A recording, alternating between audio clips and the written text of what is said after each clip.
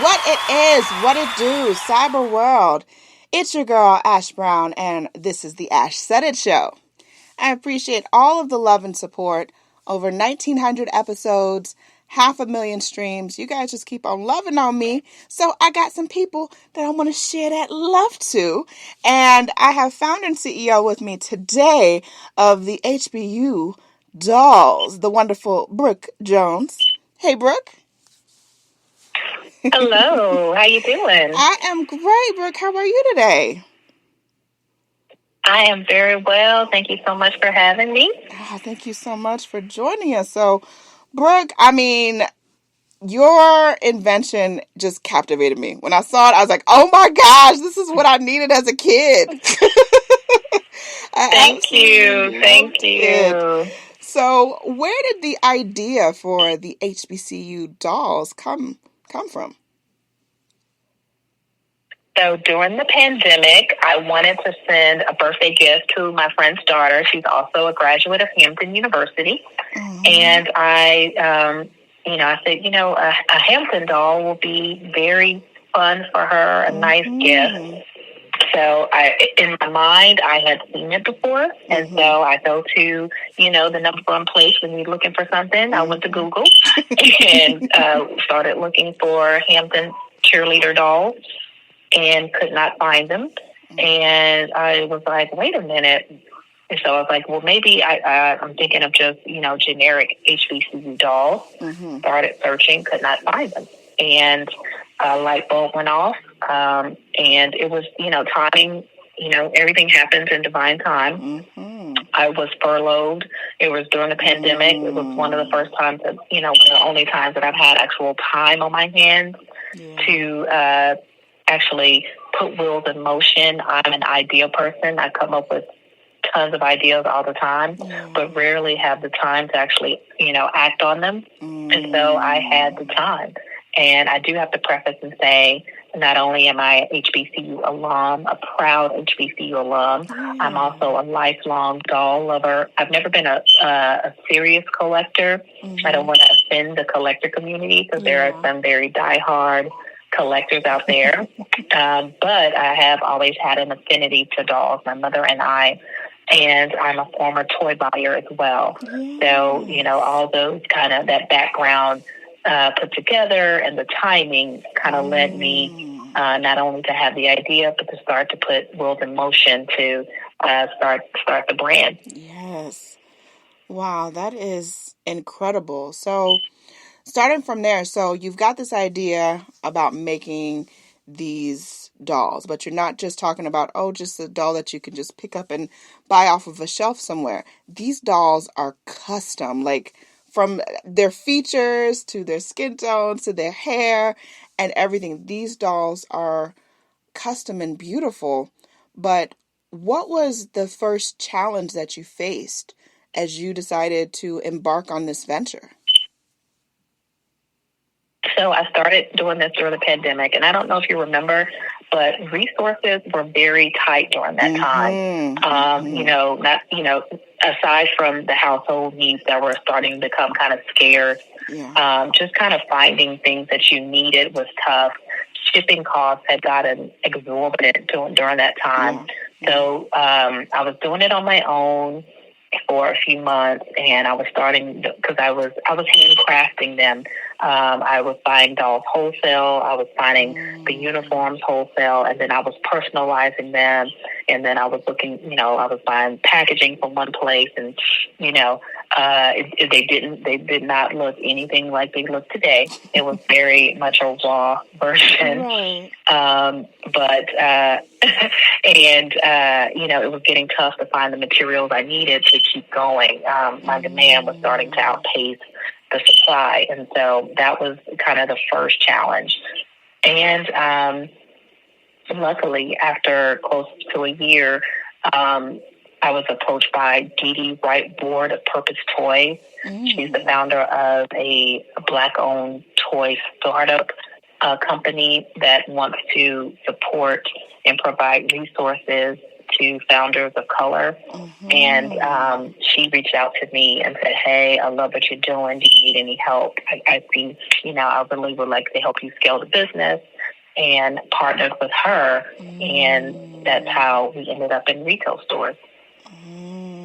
Wow. So if we're talking about the business today, we're in 2024. What has been your proudest moment with your brand?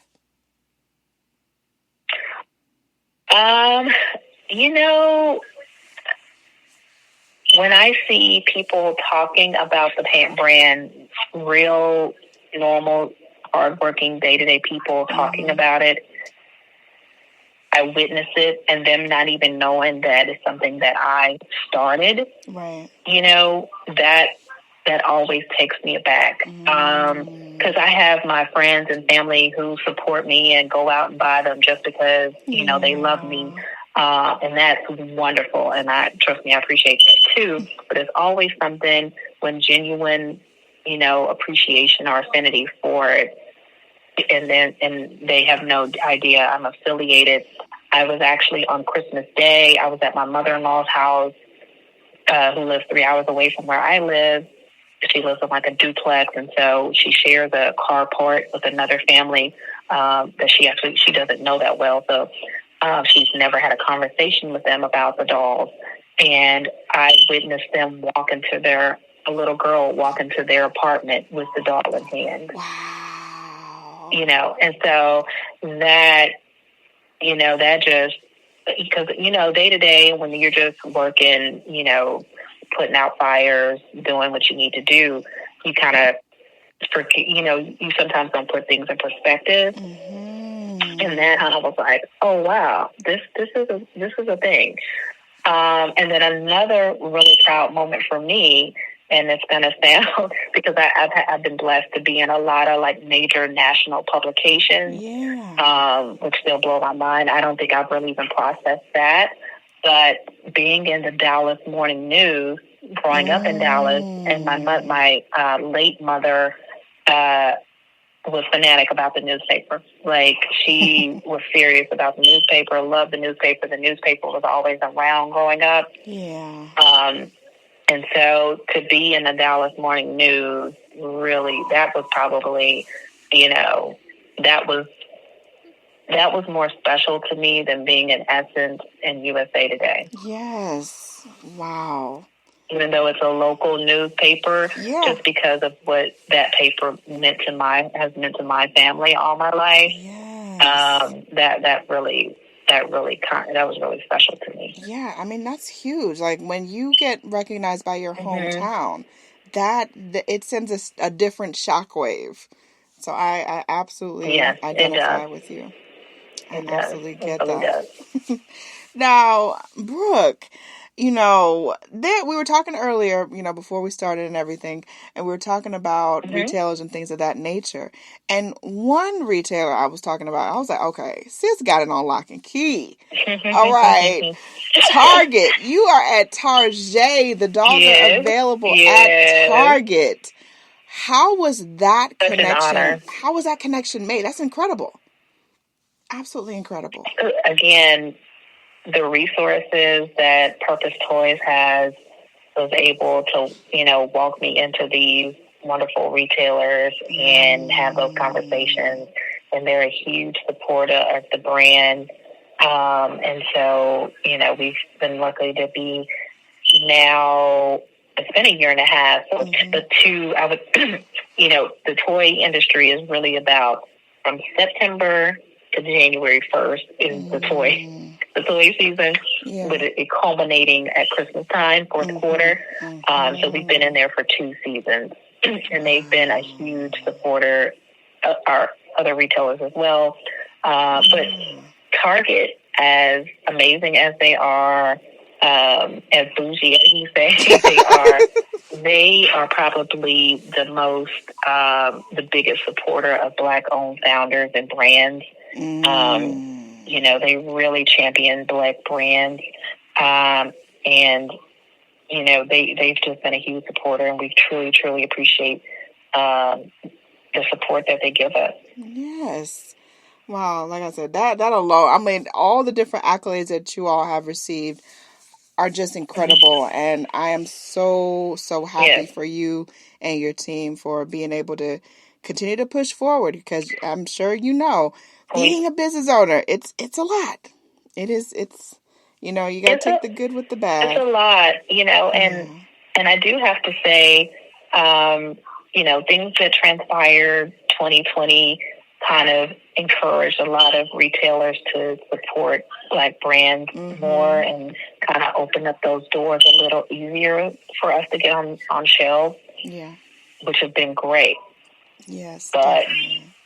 I'm not going to say it's easy, but it's, I would say getting on the shelf is, staying on that shelf can be harder than getting on there, you know? Yeah. Because, you know, you still have to, you're a small startup company on the shelf, and they get you on the shelf, but you're still competing with people who have these large marketing and advertising budgets. Yeah.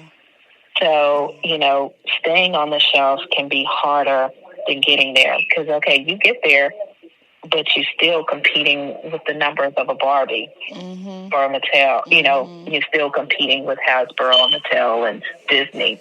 So, you know, getting there was great, a huge accomplishment, not downplaying that, because we are certainly grateful.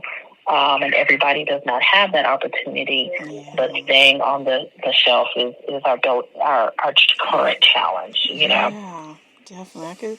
I could see that. So what is the next, or what do you feel, if we can talk about that, what is the next chapter of the HBCU Dolls? So continuing growth, we'd like to continue store growth and continuing to reach our target market, because like I said, we've had 2 seasons in store, and people are still learning about it, you know, and so every time we think we've really captured the market, we're learning and reminded that there's still more people who don't know we exist. And so continuing to get our name out there, continuing to differentiate ourselves in the market, and letting people know that we exist is kind of where we are right now.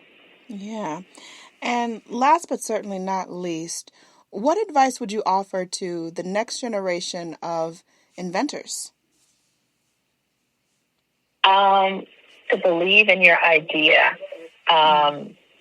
You know, people tell me not to say this, but I am truly an introverted person who does not have, who does not like attention, and who's historically shied away from talking to people. And, you know, like I said, I'm an ideas person, and, you know, I've often not acted on ideas because I'm like, oh, I'd have to put myself out there. I have to, you know, do certain things that I was uncomfortable with. Yeah. And so I want to encourage people to do it scared. Yeah. Take it from me to be willing to step outside your comfort zone. Trust in your idea. Don't downplay your idea. And be willing to invest in it. You know, my first hurdle was pushing myself out there. I was blessed to have 2 wonderful friends who've been cheerleaders. That the friend who I was initially making the doll for, and another one of our friends that we met through. They forced me to do this. And just really have talked me through this. And, you know, when I initially made the first doll just as a gift, put it on social media and kind of forced me to start this. And after that, I just went ahead and decided to invest. You know, I protected my idea through trademarking, and then also invested money to start with the resources. And that was the thing, too, because, and like I said, initially, it wasn't the doll that you see today, the dolls that you see today. It was definitely a more raw, unpolished version. and it wasn't what I wanted it to be. And normally I would say, well, I'm not going to do it because it's not perfect, right? But I allowed myself to put out what I could at the time instead of waiting 5-10 years until I could get, the perfect version out there. Right. And, and so that was tough for me too, because people were loving it because it was still something that hadn't been done, but it wasn't, I knew it wasn't what I knew it could be. Right. But I said, I'm not going to let great get in the way of good. And, so I'm sorry, I'm rambling a bit. No. That is dead on what we need. I need you. Keep on, Brooke. You got it. Gotcha. Okay, sorry. No, don't apologize. So pushing. So I would say, do it scared. Which the old folks, like my mother would say, the new version is do it scared, right, or stepping out your comfort zone. The old. What my mom would say would be rise to the occasion, right? So that was one hurdle the first hurdle I had to get over to, and start investing my own resources to get this off the ground.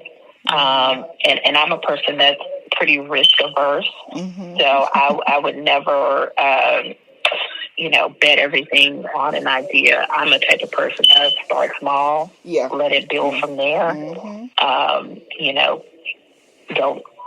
a person, I believe in taking advantage of opportunities, but also, taking care of responsibilities at the same time, making that work. I was blessed to be in a position where I did have some funds I could invest and, a wonderful supportive partner to help with that. So, and then also just protecting, legally protecting your idea as much as you can. Yeah, that's definitely the best advice that I've heard all week. Protect your idea. Protect your idea, because it's a big world. And, just like, Cat Williams was just talking about people stealing jokes, so you gotta protect. You gotta protect your ideas. Brooke, thank you so much for coming through today. We certainly appreciate you. Thank you for having me. It's so nice to get to know your story and learn more about you. And I definitely appreciate this opportunity. So and thank you. I would absolutely love for you to come back in the coming months. I know there are going to be new things and announcements going on. I would love for you to announce it on my show. I would certainly love let's definitely keep in touch. Definitely. And let everyone know the best way to get more information, where they can get the dolls, and all that good stuff. So our central form of communication is our Instagram page, HBCYOU DOLLS, HBCU Dolls. There we have a link tree on there that'll show all the different retailers where we're sold. But since we sell exclusively through stores right now, we don't have a very active website. But we do put all of our news and kind of announcements and things on our Instagram page. We're on Facebook under the same name, but Instagram is kind of our main form of communication. Okay. Sounds like a bet. Much more success to you and your whole team, Brooke. Thank you. Thank you. And I appreciate each and every one of you guys. Thank you so much for your love and support. Keeping in mind, anyone to tell you that you can't do what you want to do, you look them square in the face, you tell them, don't believe me. Just watch. Watch what I do. Watch me make it happen. Watch me make history. That's what we're doing this for, the history books. Social media is nice, but real life is so much better. Until next time, you guys.